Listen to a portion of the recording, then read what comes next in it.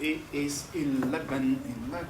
So, let's get started. The sign-up sheet is circulating, so please write your name, put down your signature. So, before we get started with this week's main sort of set of topics, main topic, main theme, there were elections in Mexico on Sunday, and anybody has heard about that? There's been actually widespread reporting. What do we know? Yes? Claudia won, and there was a lot of, it was really difficult for some people to vote because they'd have to sit for 12 hours outside. Outside of where? The voting polls. Okay. Yeah, so the as more or less expected, based on polls, right? Surveys. The candidate of the governing coalition, and largely the party of the president, right, Morena, actually won the election by a very significant margin. In a two-party system, the margin would be significant. Actually, in a sort of multi-party system like Mexico's, it's actually even more so. So she received about 59% of the vote, 59 and fraction, and like a 30-point difference, right? More than 30 actually, more than 30 percentage points difference in relation to the second one, to Galvez, and level of participation was about close to 61%, 60.9%, which is not the highest we've seen in Mexican presidential elections, but actually not terribly, not too bad. Xochitl Galvez received 27.9, almost 28%. So yeah, more than 30 points difference. What else have you heard? There were other hands raised here. Who else wanted to add something? What else have you heard from reporting, newspapers, TV, radio, online? Yes. This one's fairly obvious, but that she's the first woman president for 200-year history. Exactly, the first woman president, right, in Mexico. So that actually, in fact, captured a lot of the attention in the news. And I have to say that together with a very, I wouldn't call it disturbing, but very sort of bothersome, kind of like commonplace in relation to Mexico, right? A lot of the reporting here was actually framed, or maybe elsewhere in the world. I don't, based on what I saw in the U.S. A lot of the framing was based on, wow, Mexico is the country of machismo, and look, how come there's a woman who's been elected president, right? And so it is actually interesting. I have some sort of friends in Mexico who are actually quite upset about this kind of sort of framing, in part because it's, it shows, a certain level of kind of like stereotyping, right, of Mexico and Mexican society. And so, of course, it's sort of easy to do that, right? It's easy. It's a sort of a commonplace, and it's easy to kind of like use that as a kind of point of departure for framing, right? It doesn't require almost any kind of effort, right? If you don't want to do any kind of job about finding out about Mexico, you just say, yeah, Mexico is the country of machismo. How come it elected a woman president? And then I saw some more detailed sort of points of ignorance or lack of knowledge. For example, things like Mexico didn't have like female, women governors until, say, 10 years ago, which is absolutely false, because there's as early as the late 1970s, there were women who were governors. Not many, actually, there are just a handful, but I believe that if I remember correctly, in 1979, actually, Mexico elected a Mexican state elected its first, female governor, and later in the 80s and so on, other women, etc. Politically, beyond this kind of sort of coverage in the United States, politically, what are there any questions or comments or insights? What have you heard? You said there were some problems, right? Some problems in Mexico, but by and large, the elections went actually sort of smoothly. There were actually a lot of problems in the United States. It was actually the first time that Mexicans residing abroad could actually go to a consulate basically in the United States and vote in person. It was also the first time in Mexican political history that you could actually cast your vote online. And it was like the third election, if I remember correctly, in which you could actually vote by mail. So all of these systems, right, all of these modalities require that you register months in advance, right? I believe that that registration actually closed sometime in March, if I remember correctly. So for those who did not register and who wanted to go in person to a consulate, there was an option, right?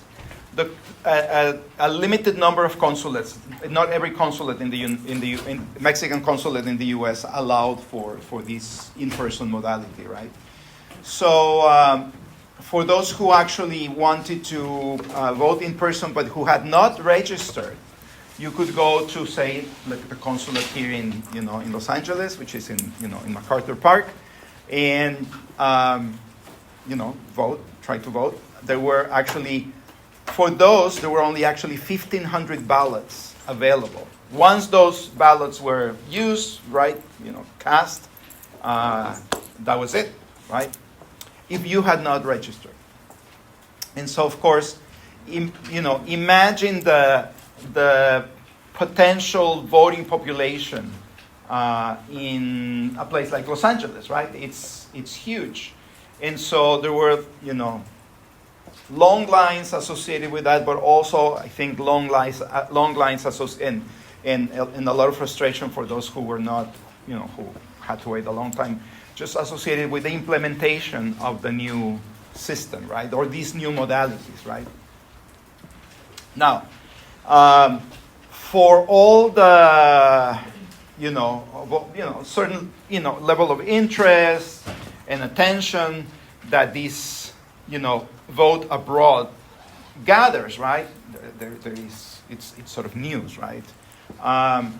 The vote of Mexicans residing abroad is actually, the actual vote, thank you, is actually very small, right? Despite the fact that Mexico has millions of people, residing outside of Mexico, the number of people who actually go through this complicated system that I just described, right? Pay attention to these sort of deadlines, go online, register. By the way, in order to register, you have to have a valid voter ID card. So, because of long-standing, old issues, not really current, but old issues, in the old Mexican political system with fraud and so on, it's the you know, the sort of the voting system in general is highly regulated, highly controlled, right?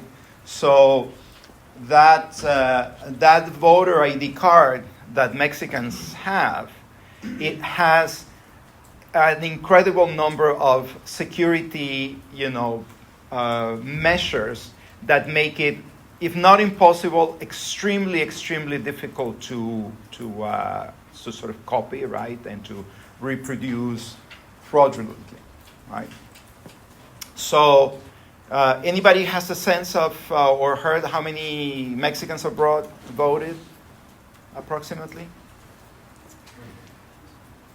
According to the initial and then the latest, one of the latest tallies that I saw, it's about 180,000. So, I mean, it seems like a significant number, but it's, you know, very small, thinking that about 99 million, the sort of population that actually is registered in Mexico to vote is about 99 million people, right? So it is a very, very small fraction. Any questions regarding these current events, latest issues? Were you able to vote, Natalia? No? And I registered, and so like by the deadline, I went to the consulate, and I was registered, but it was really bad, like organized, extremely bad organized.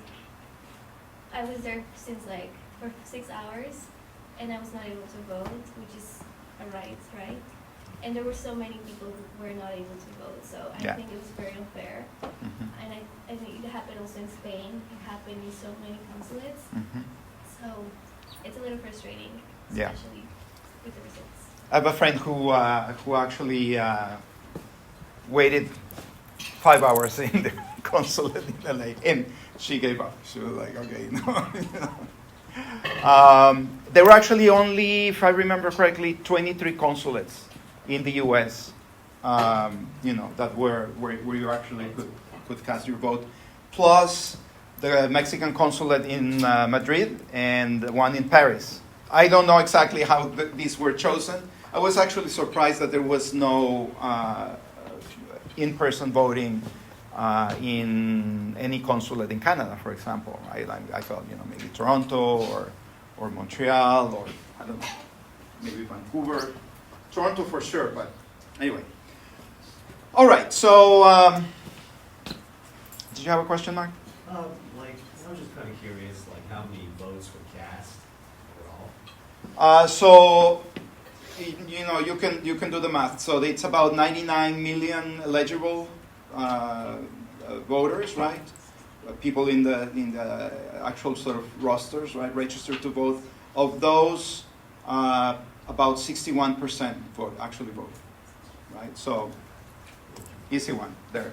But it's you know, it's significant. I think the highest level of participation in sort of modern or contemporary elections has been in the low 70% points, like 71%, something like that. So from that sort of historic high, this is about 10% lower, right? 10 percentage point lower in terms of the participation of the electorate.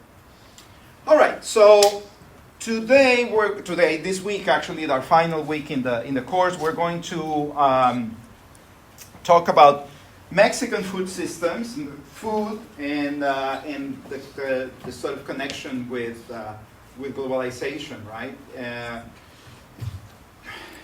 I gave you materials this week from Galvez, who's an anthropologist, a professor of anthropology in City University of New York, if I remember correctly. For Thursday, we're supposed to read a journal article on agro-extractivism, specifically on tequila production in Mexico, and so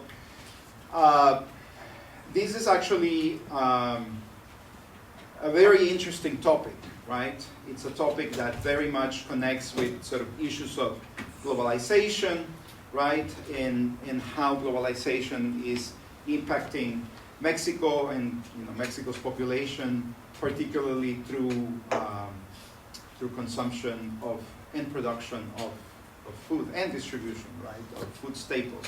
So what is, I guess our pivot here, our point of departure, it's of course the incredible, popularity that the rising popularity of Mexican food, right? We're all in this room quite familiar in living in Los Angeles, in the United States, but also elsewhere.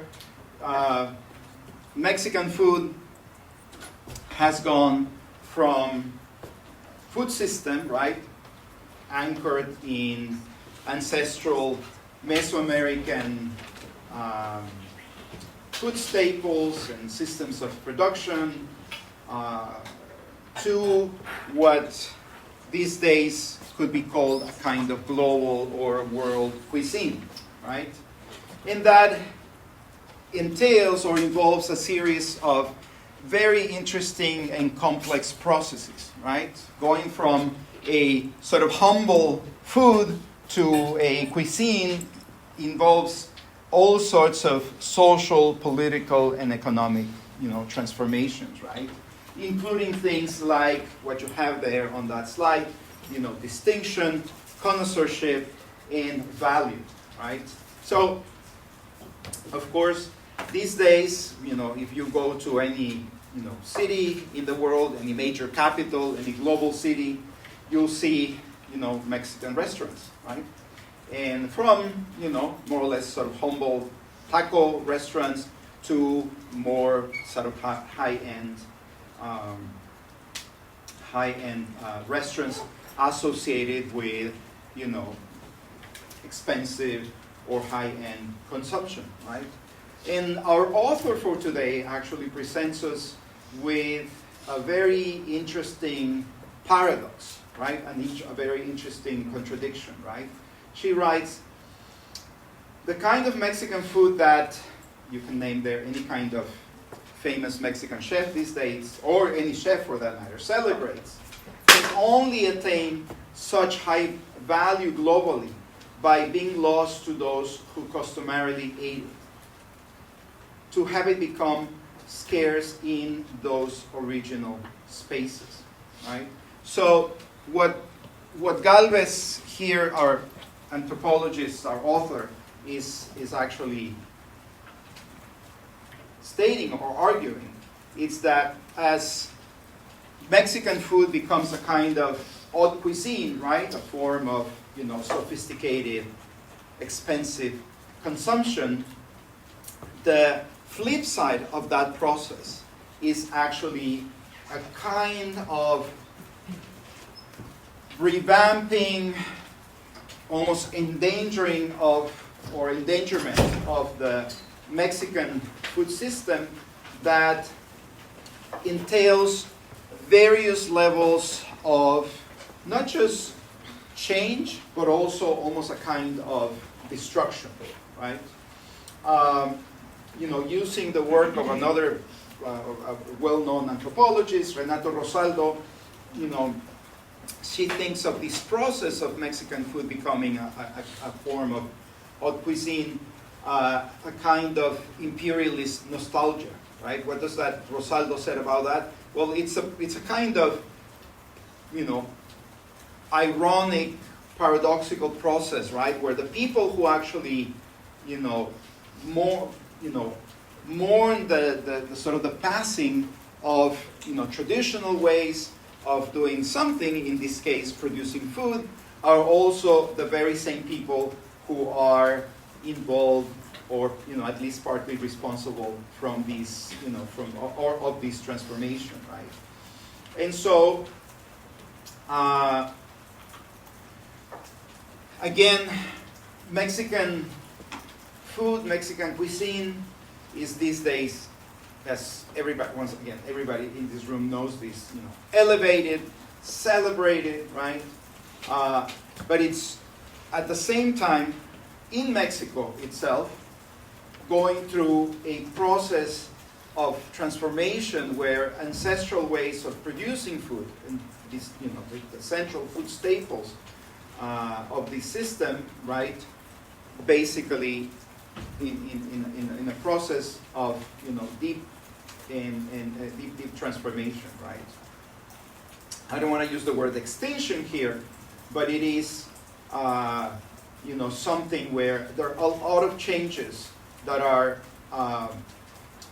certainly revamping, transforming the ways in which Mexicans actually produce and avail themselves of to these food staples.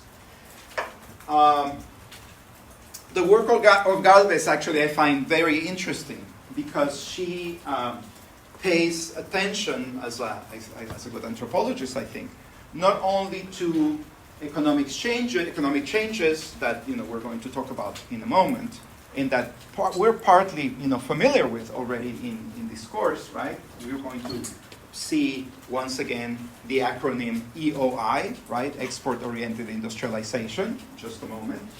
But she also pays attention to these to sort of what becomes a little bit like the face or one of the faces of this transformation, right? Chefs, food critics, right?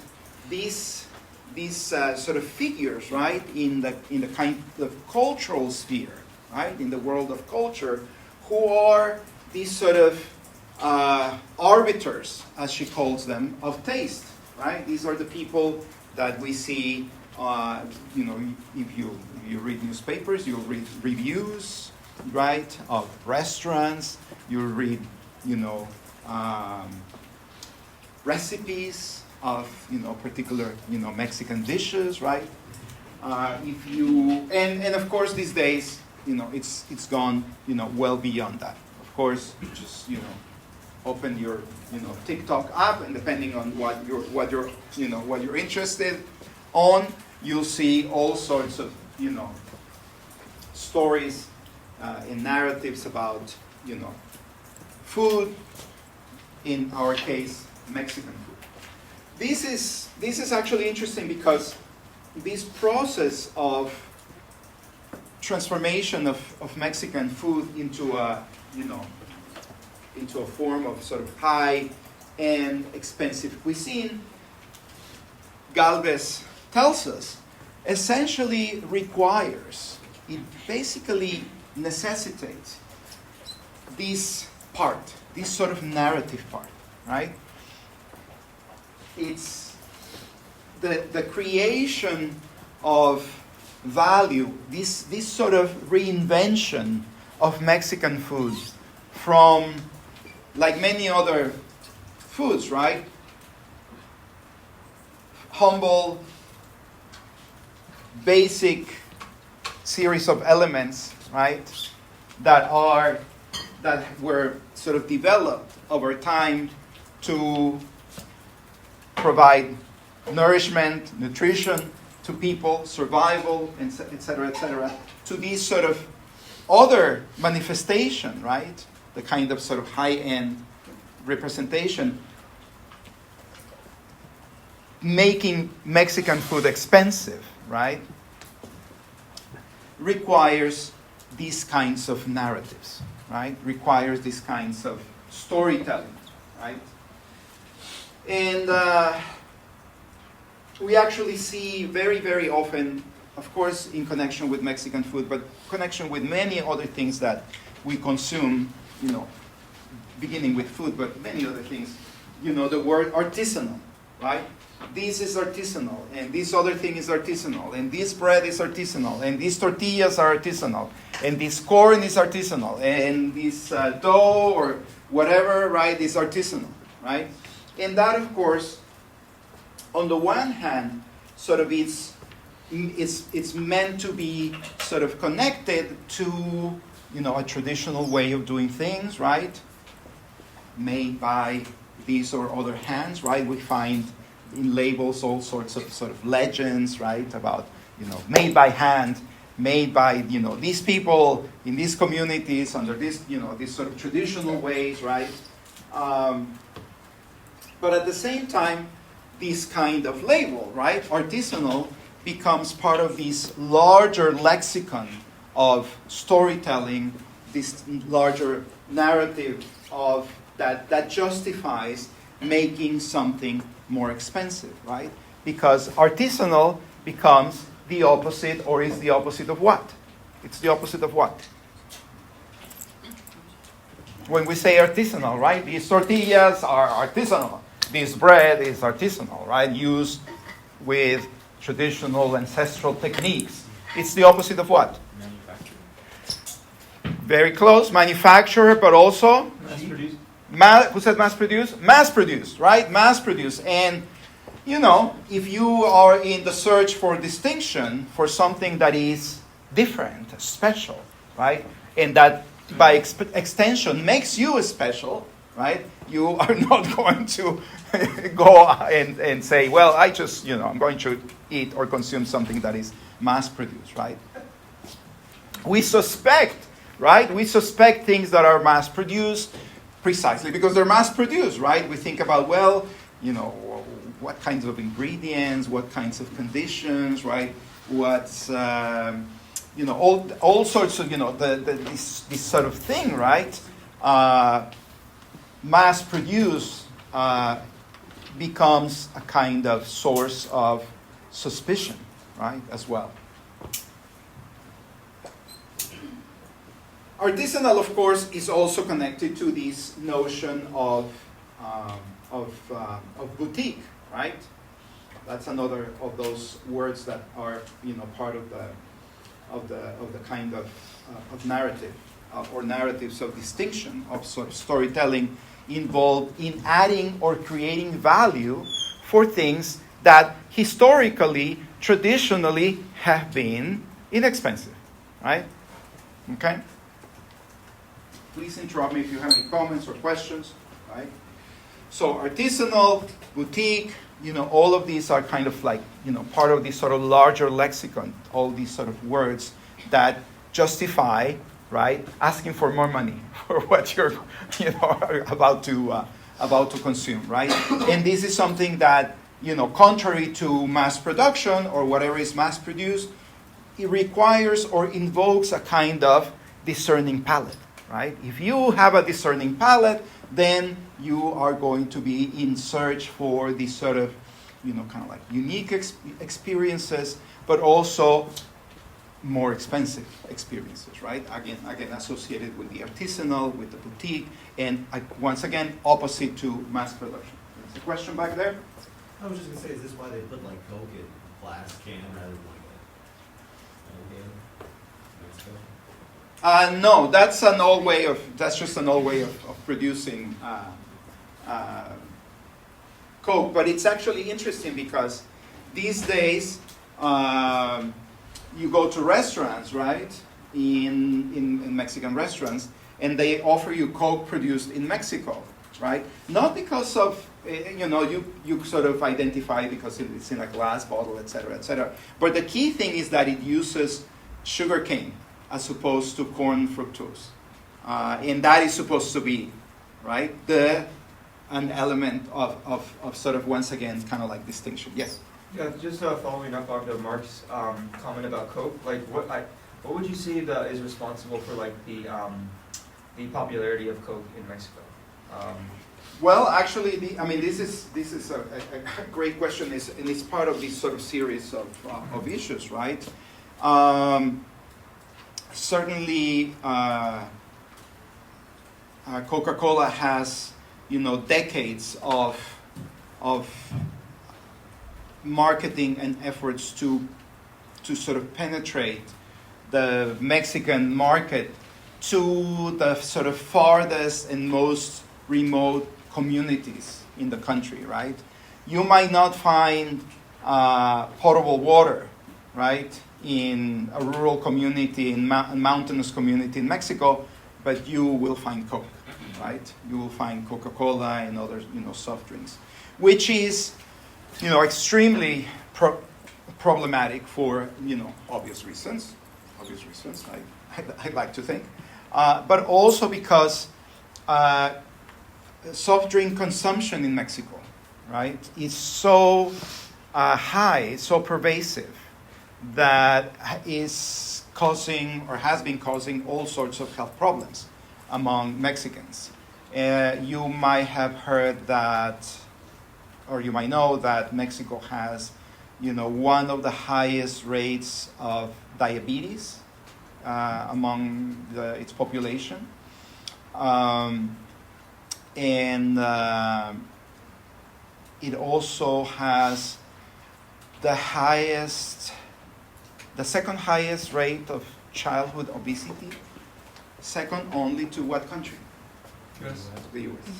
So, it's interesting because the sort of health risk profile of the Mexican population changed dramatically in the last few decades, right? We've talked about some demographic transformations along with economic and other social transformations in Mexico, right, in some of our sessions here. And one of the most important things that has happened in Mexico in recent decades, I don't want to say recent years because this is something that has been unfolding over time, it's that Mexicans used to die, let's say, of infectious diseases, right? If you look at Mexico in, say, 1970, right? Infectious diseases. That has changed, dramatically. Of course, it has to do in part with, the development of the public health infrastructure in Mexico. Mexico was incredibly successful, actually a global model for the use of public health systems, public health infrastructures to achieve very high rates of vaccination among its population, right? So now Mexicans die of what?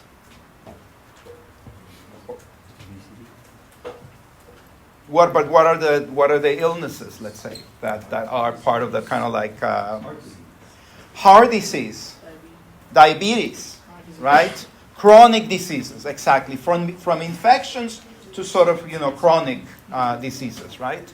And that is connected with many different things, but it is connected to the kinds of things that Mexicans eat, right? Including a lot of these sort of, going back to Coke, a lot of these sort of sugary processed foods, right? So in Galvez, as you read, actually addresses these very issues, right? So some of these transformations, of course, are associated with many of the things that we have seen in this class, especially the adoption of export-oriented industrialization, right? What happened in Mexico? Well, the first point is very much connected to the rest of our discussion. But once again, we're kind of like hammering on something that we already know about or have studied in this class.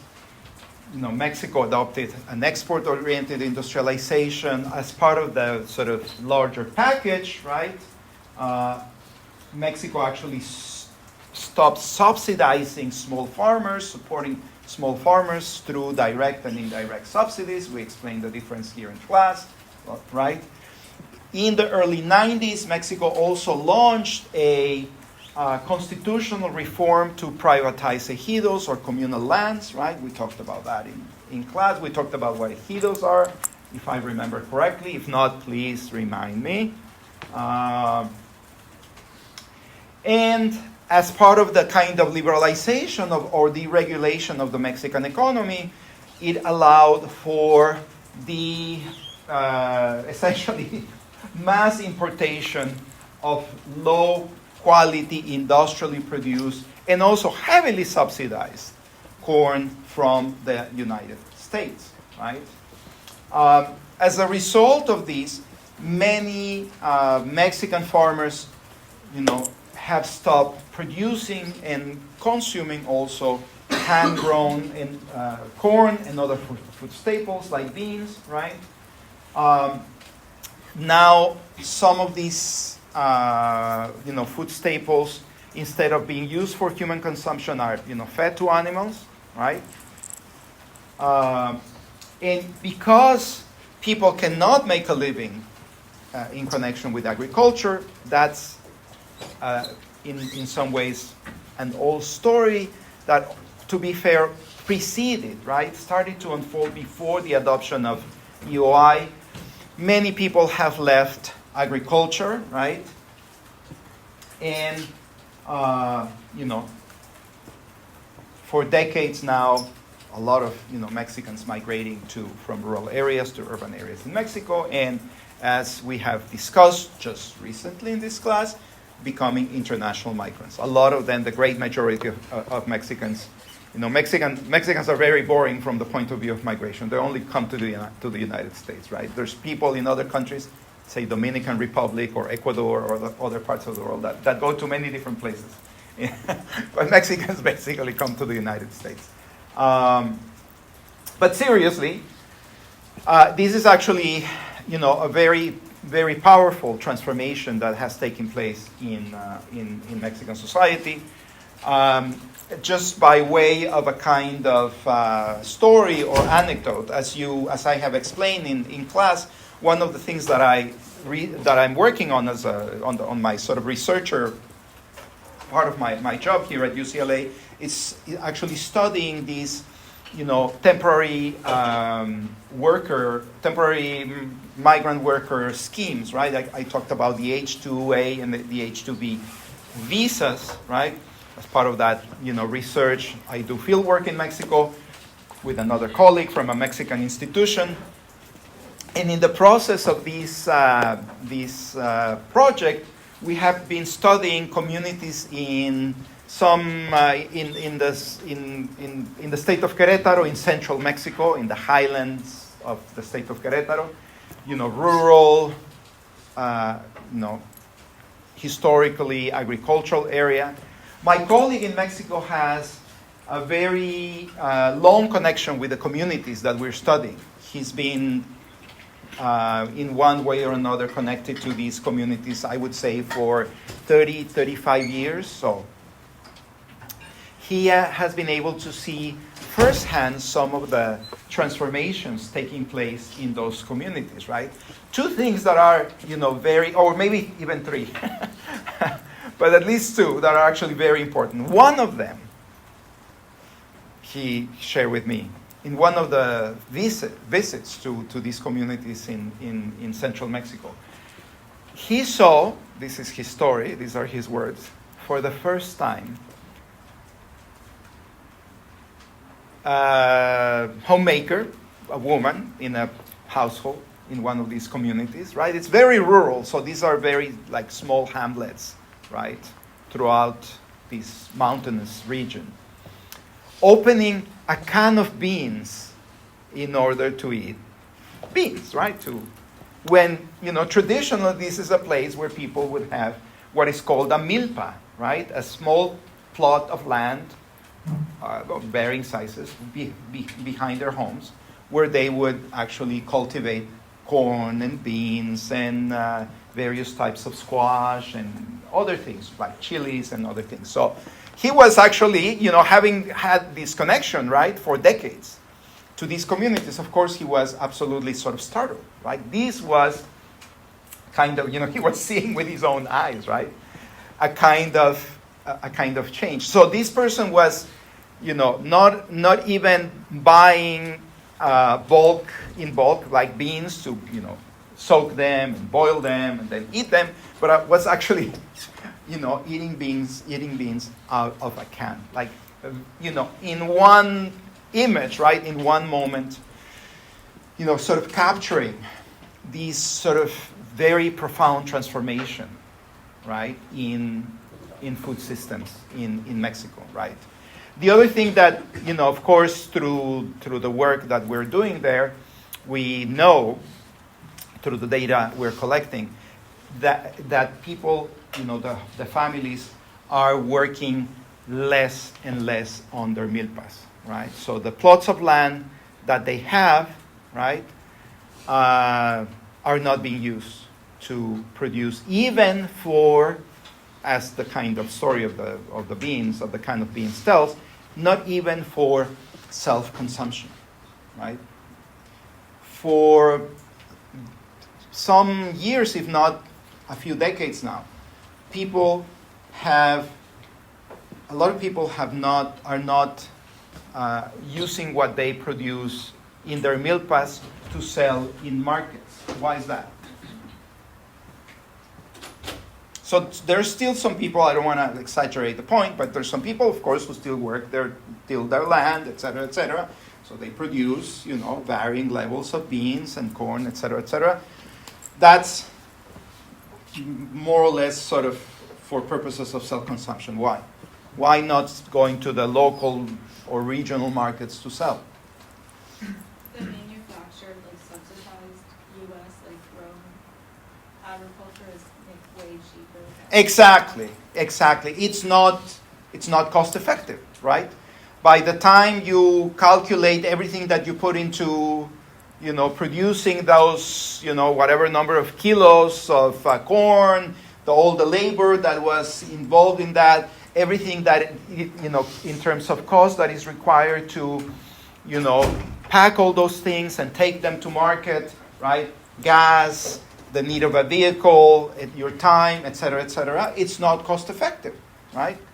Because the corn that is available in those markets and the corn that is used in the, in the tortilla shops in those communities pretty much all comes, or, great percentage comes from the United States, right?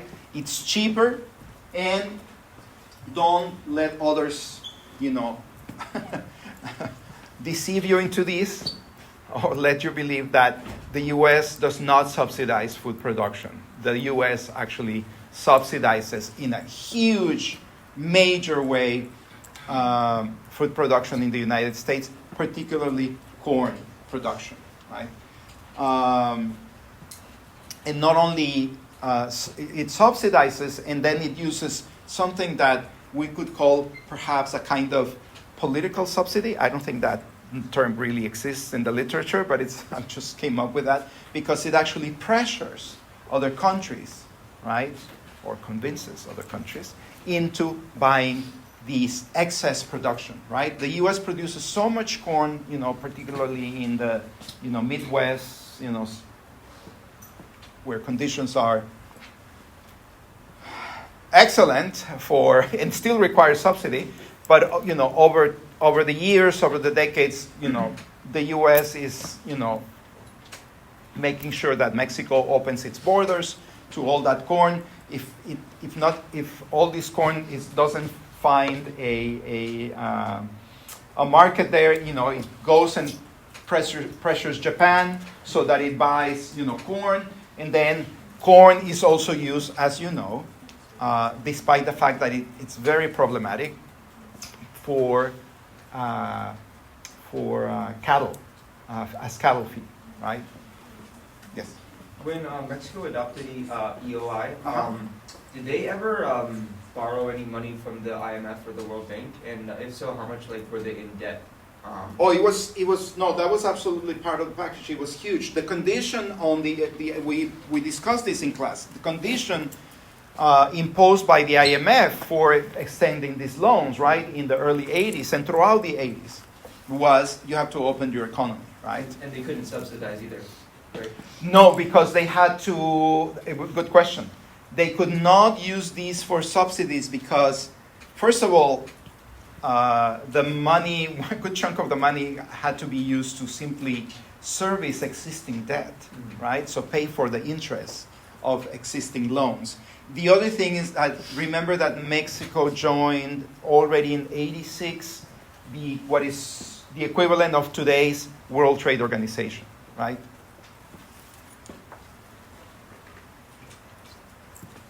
I did mention this in class, but I don't expect you to remember this trivia.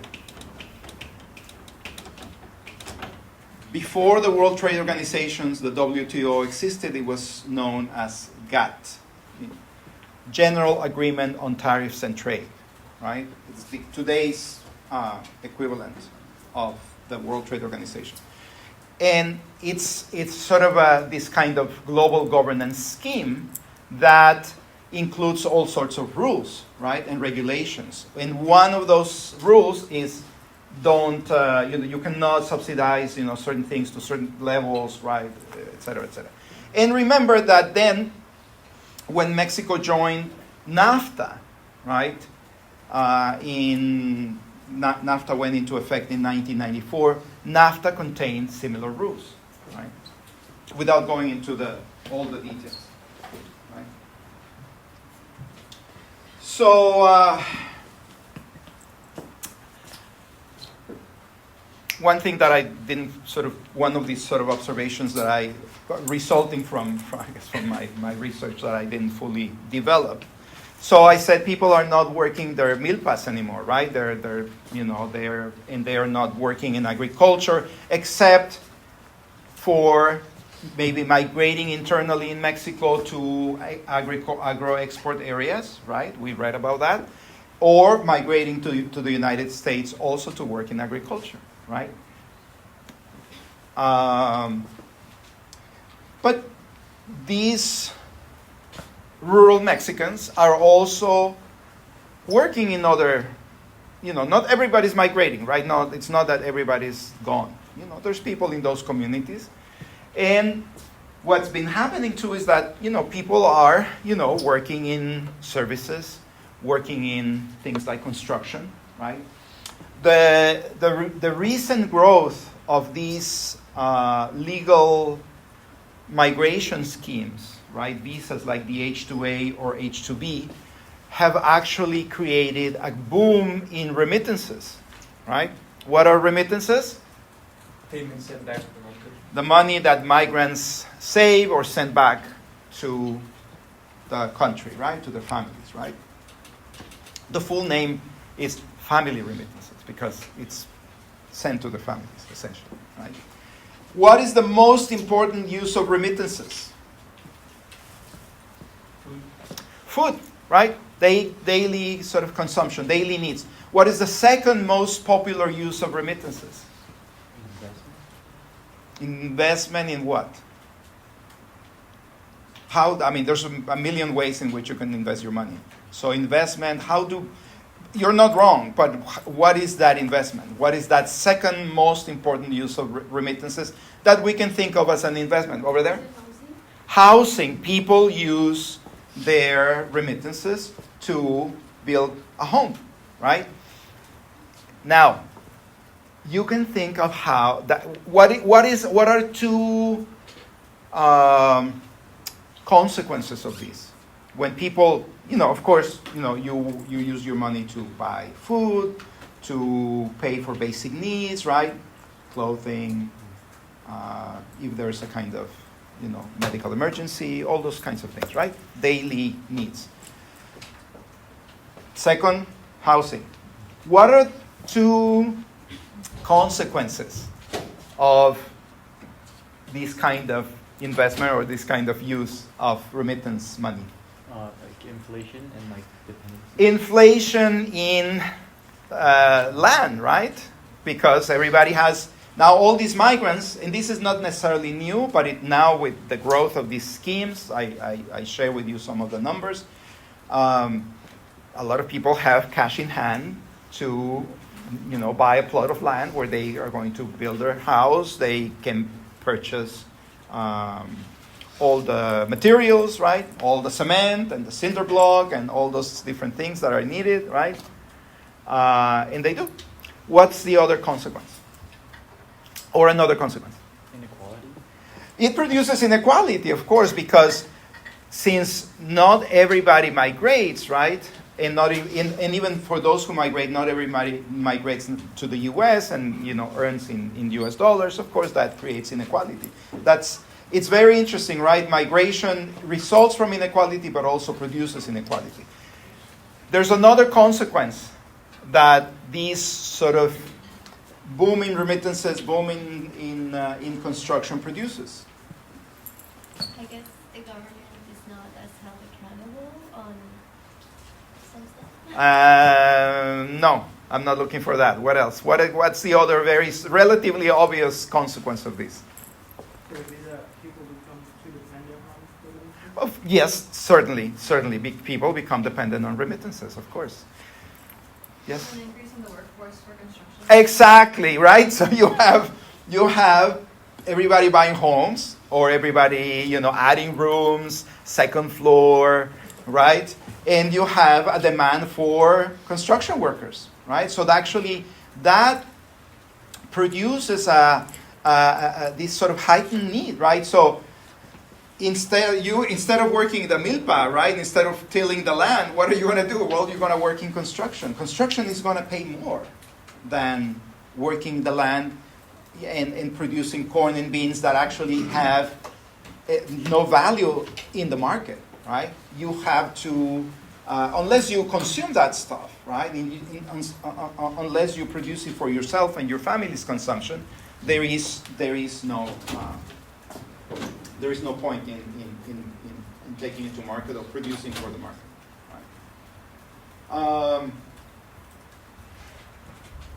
Okay, so let's go back to our main topic here. Oh, it's getting right out of time already.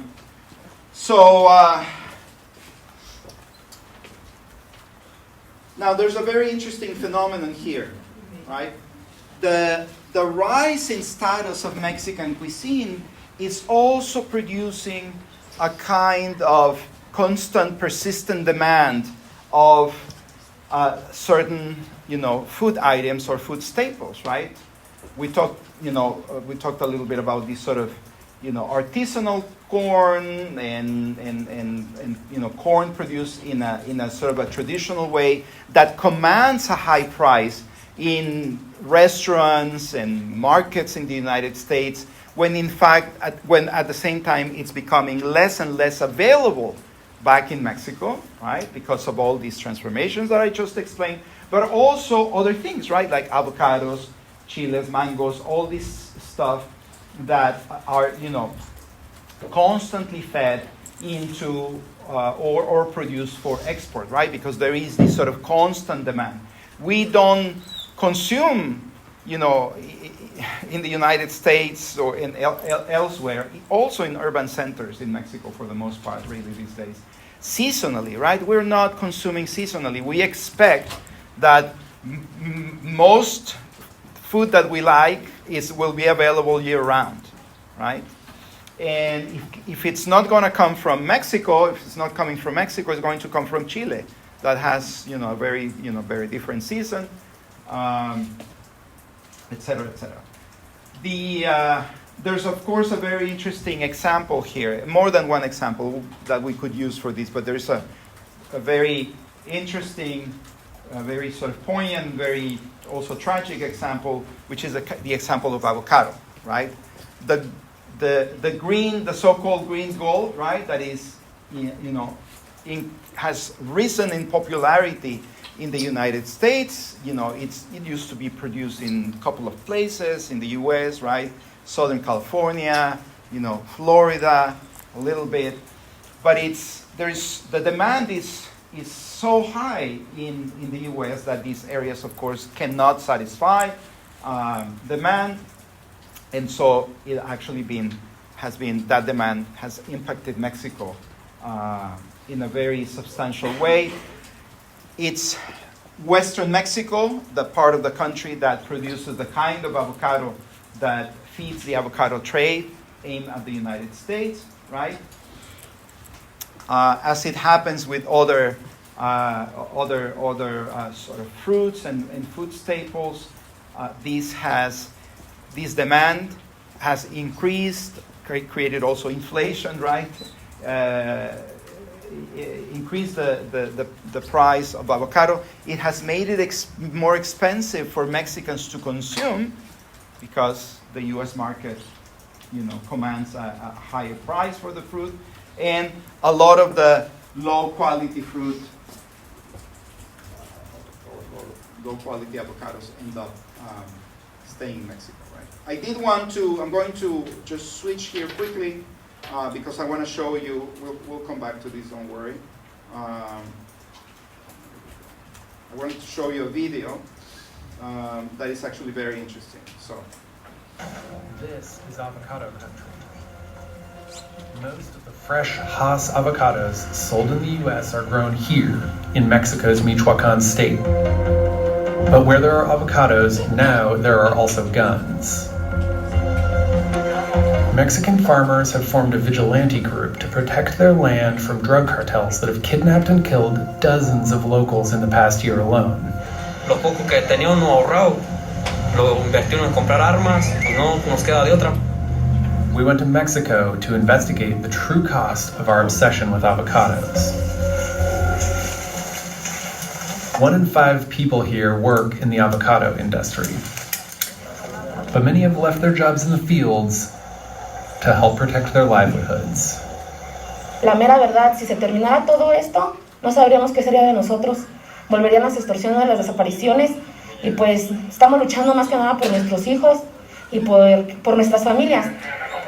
In August of 2020, they organized a self-defense movement called Pueblos Unidos, or United Towns.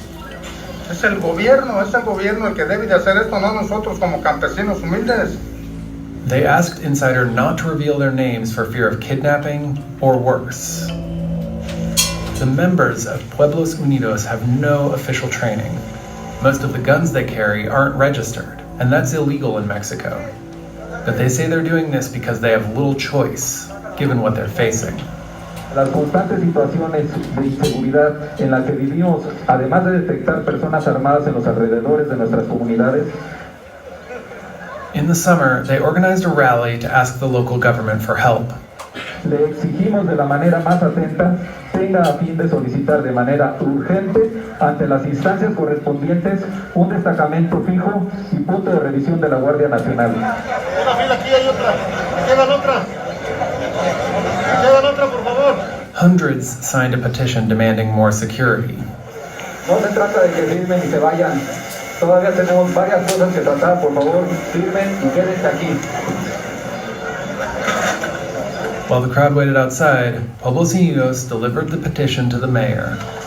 Invitamos a la guardia que estuviera aquí. A ver, Andrés. Sí, pues, buenas tardes. Sí, sabemos que están aquí afuera, que necesitan vernos, que necesitan...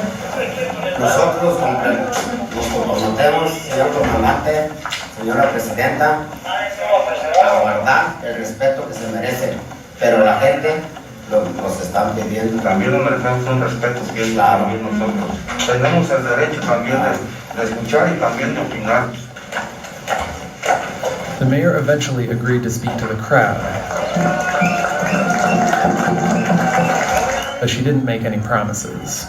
Claro que vamos a hacer el conducto para nosotros poder gestionar alguna reunión a nivel federal. The government has provided some help, but locals say it's just not enough. Pueblos Unidos has set up more than 50 of its own roadblocks around 4 towns in the state of Michoacan. At checkpoints, they search cars for weapons. They patrol an area about half the size of Phoenix to keep the cartels out. Yo estoy aquí por una buena causa, para, pues ahora sí, combatir al crimen organizado. Para eso estamos. They're mostly farm workers who didn't even know how to shoot before they banded together for protection. Now, they spend their time doing target practice instead of farming.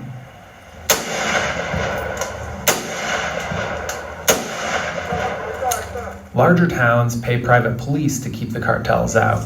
Still, cartels are finding their way into every corner of the avocado trade. A 2019 report asked if avocados could be the next conflict commodity, since violence and corruption now pervade Mexico's avocado supply chain.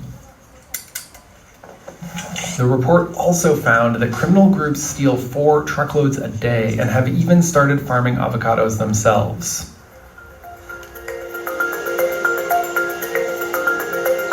Shipping and packing facilities have been attacked and extorted as well. This one, in a town called Tancítaro, has been spared from attacks so far.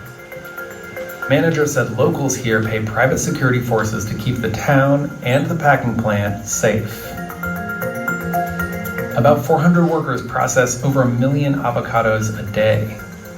Michoacan processed 1.7 million tons of the fruit in 2020, and Mexico exported 1.3 million tons, mostly to the United States.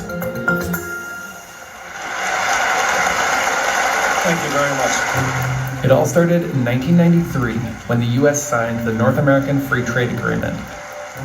I believe we have made a decision now that will permit us to create an economic order in the world that will promote more growth, more equality, better preservation of the environment, and a greater possibility of world peace.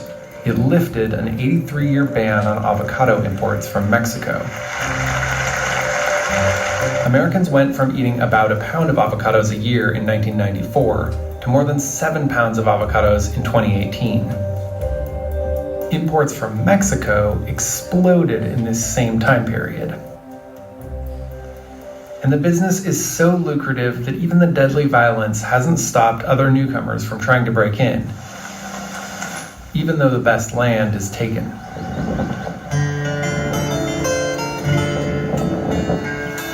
Eduardo Montero and his partners are growing avocado trees on the side of a mountain that is rocky and exposed. Pero aquí podemos ver en lo que es la ramita de la flor el golpe del granizo. Still, his family is well aware of how to deal with cartels. Nos ha tocado desde que nos cobran piso. Simplemente somos agricultores y nos cobran piso. Llegan que por protección. If Eduardo can make it work, though, a 76-acre farm like his could bring in more than $200,000 in revenue at each harvest, with multiple harvests every year. And if the cartels charge him at local rates, he could probably expect to pay them about $68,000 in what is called piso, or protection money. Meanwhile, the world's love affair with avocados is expected to keep on growing.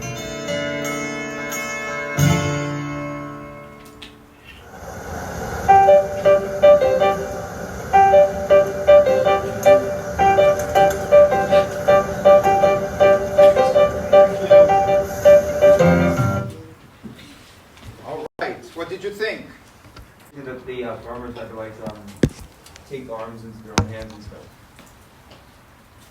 Pretty crazy, I agree. Any other reactions? Yes? I guess kind of like an election of duty on part of the federal government in many of these cases.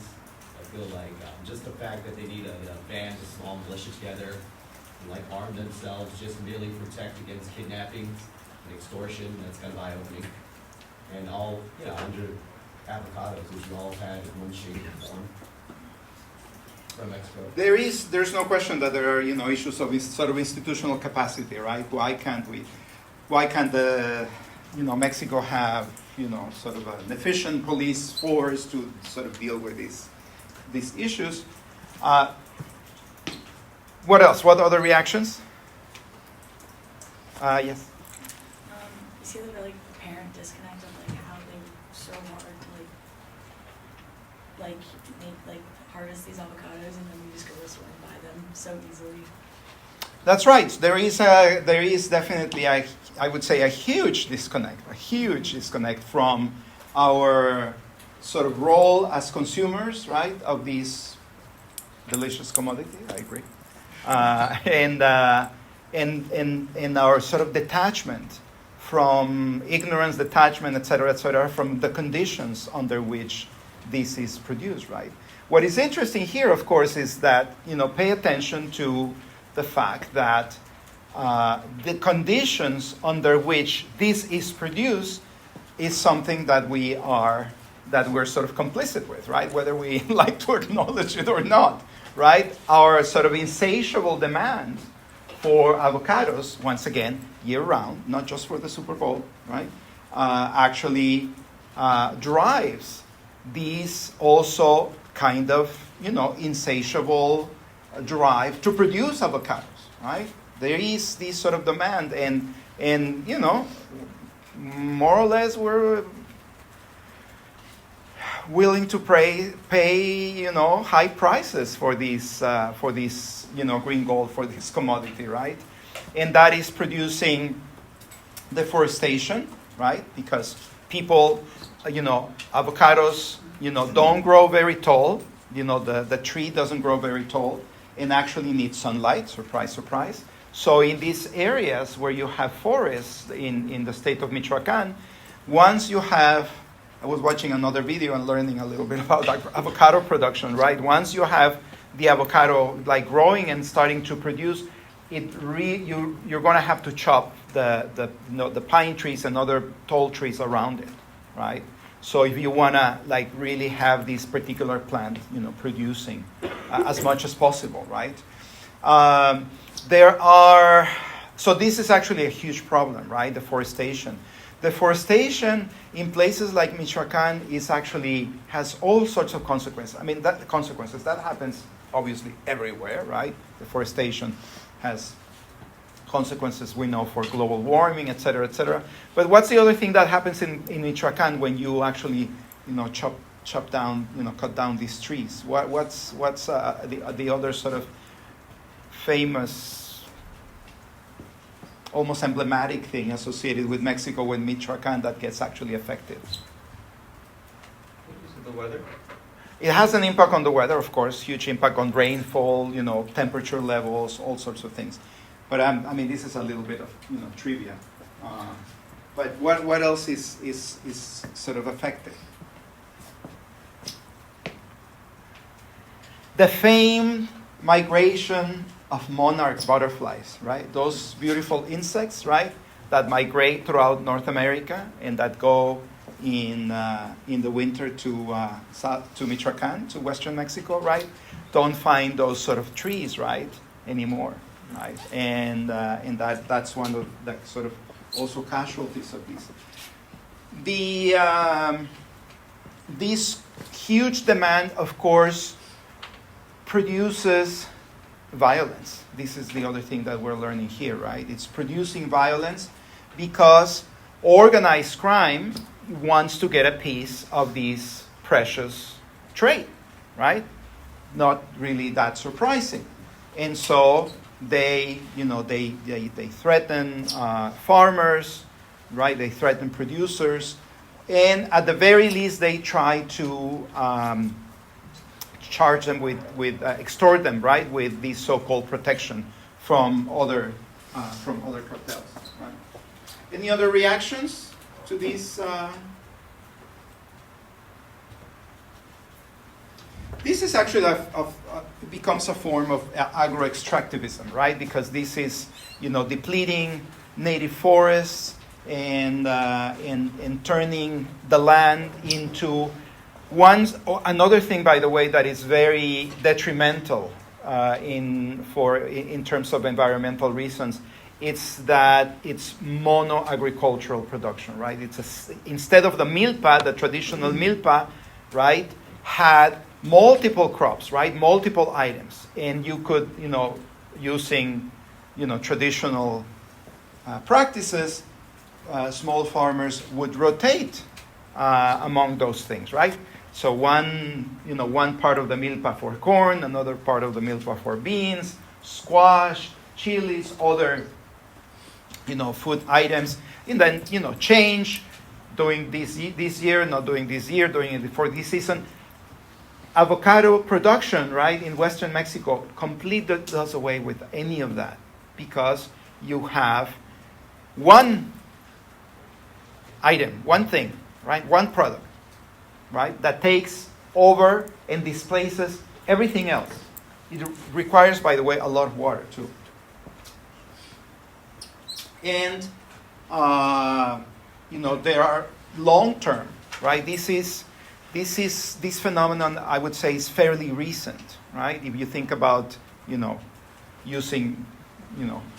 about NAFTA, right? That's a point of reference, right? The early to mid 1990s, this is still recent. The land in these areas is going to face long-term problems down the line, right? Because there is no crop rotation, there's no ways, aside from chemicals, right? of really enriching and letting the land also rest.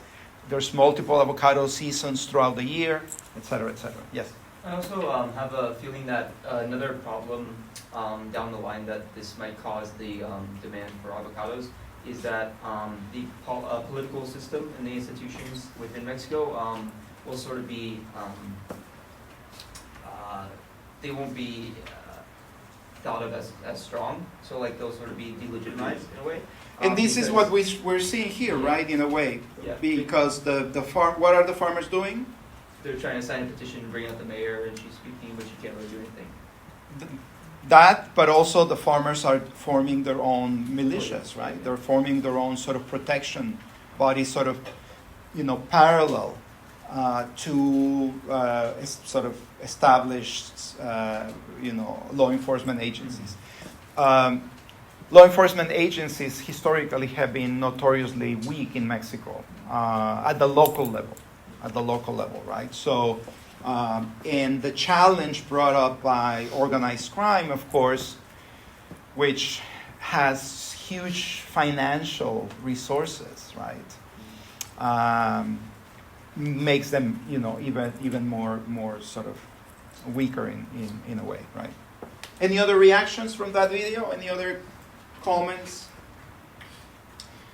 So in a way, there is sort of a threat or reality of almost like a cycle of violence, right? Because farmers arm their own militias, they are also making good money. You heard it from the piece, right? Much more money than they were able to earn before. That, of course, gives them resources to have people armed essentially full time, right? And by automatic, semi-automatic rifles, have these people become sort of specialists, right? Training, right? Part-time or even full-time. And, that sort of rises the kind of like spectrum of violence and a cycle of violence in Mexico, right? Okay, we'll continue with this next class, and please read the article on tequila and agro extractivism. And if you didn't sign